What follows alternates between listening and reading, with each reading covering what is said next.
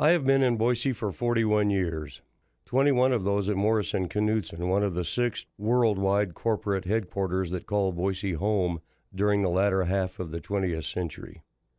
When I got here in 1970, downtown was nearly leveled, having suffered from the process of urban renewal, the old way of urban renewal.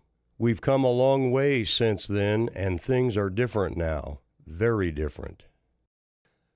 While working at MK in the 1980s and being involved in the community, I saw firsthand how through vision, leadership, investment, and working together, downtown Boise evolved from a barren wasteland to the envy of the nation. A relentless focus on reinvestment and revitalization was key, and it's key to where we are today and to where we go in the future. I'd like to visit with you a bit about that now and show you a snapshot of the evolution of downtown. You will hear from a few people who were instrumental in the successful building of Boise. Some you may know, others you may not. But their common story is one of inspiration, innovation, investment, and prosperity.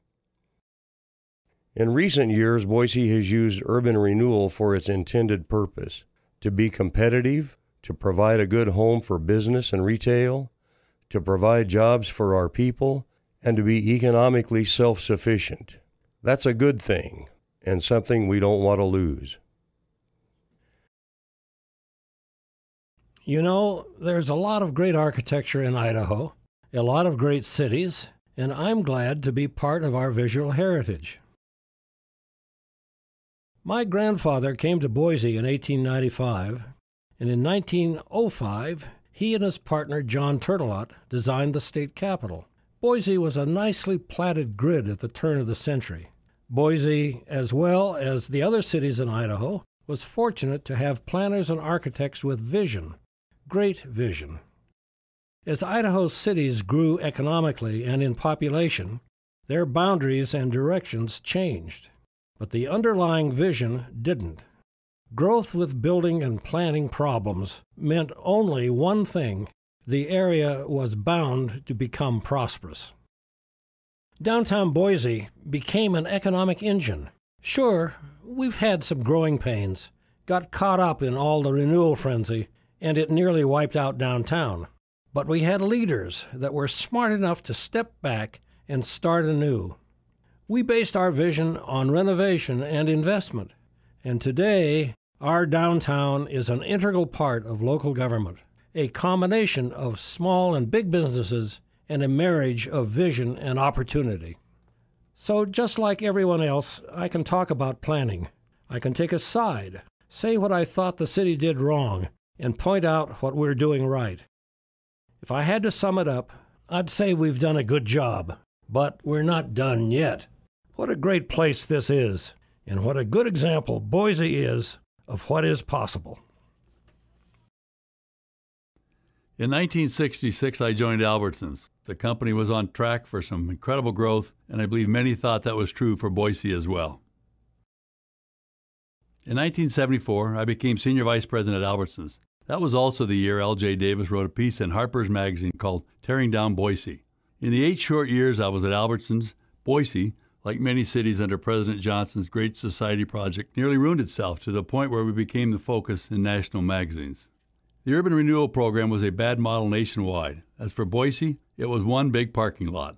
In contrast, look where we are today.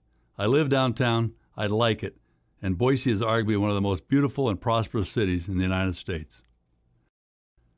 Clearly, the forces that brought Boise full circle are a result of ongoing efforts of the Capital City Development Corporation and the vision of many agencies, many great corporate leaders working together. It's a work in progress, and the potential is still tremendous. Now is not the time for a knee-jerk reaction. Let's not lose sight of the mission. We have created beautiful public spaces, preserved the historic fabric, enhanced arts and culture, and established superb access, mobility, and diversity in transportation. This is a great opportunity, not only for Boise, but for all cities throughout Idaho. Here's a model that works and continues to create a stronger, more vibrant downtown.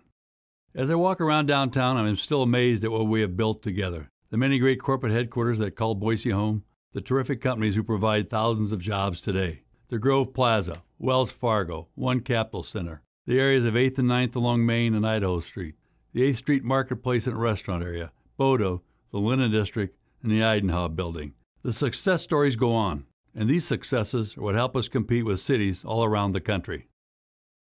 I don't believe in fixing something that isn't broken.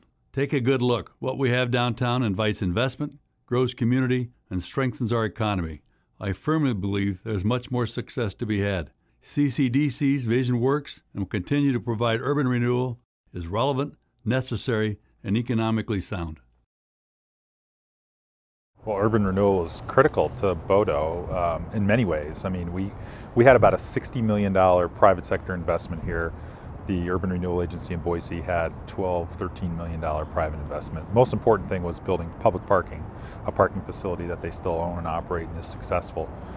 We couldn't attract national retail tenants here, or a movie theater, a dynamic downtown movie theater, or the office users or so on without the parking. And CCDC here also played a critical role in the infrastructure improvements. Since 2002, when I started this, and I continue to say it today, this project would not have happened, period, without urban renewal's participation. So you had the corner of Capitol and Front Street, which was arguably the busiest urban intersection in Idaho, was sitting empty. You know, it was a parking lot, and a surface parking lot. And so we developed about $60 million of new investment here. You know, I think that the sales tax impact over the last 5-ish years on that is probably about $5 to $7 million. I could bring a retailer here to Boise. It'll be their first store in Idaho, and 5 years later they have 5 stores in Idaho, and the rest of them aren't in Boise. You know.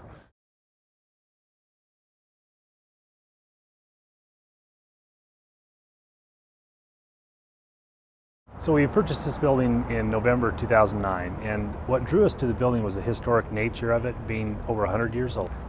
But we wouldn't have bought the building had there not been parking near or adjacent to the building. Urban renewal allowed us to have the parking through the parking garages. With the beauty comes the attraction to people. People like to have a beautiful place to come. And when you look at the downtown area and all the different things they've done, that helps draw people downtown. Without the people, the businesses can't survive. The restaurants, the shops, and even the office buildings. So by beautifying the area, which is kind of a softer thing, it's really enhanced the overall look of the downtown core. But business is done downtown. It's the meeting people on street corners, meeting people in coffee shops, just the interaction. Most of our transactions and deals occur because of the downtown environment. And without urban renewal, we wouldn't have much of the skyline we have today. A lot of the renovated buildings that are historic, they also wouldn't have some of the newer buildings. The urban renewal district allowed for many different things. The streetscape, the brickwork throughout, the enhancements that really beautify downtown Boise were because of the urban renewal district.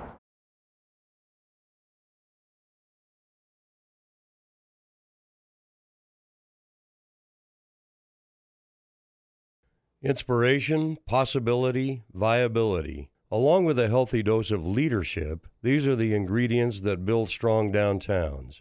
And when downtowns are strong, people are able to take care of themselves, make good lives for themselves. In Idaho, we realize that our geographic isolation is really our strength.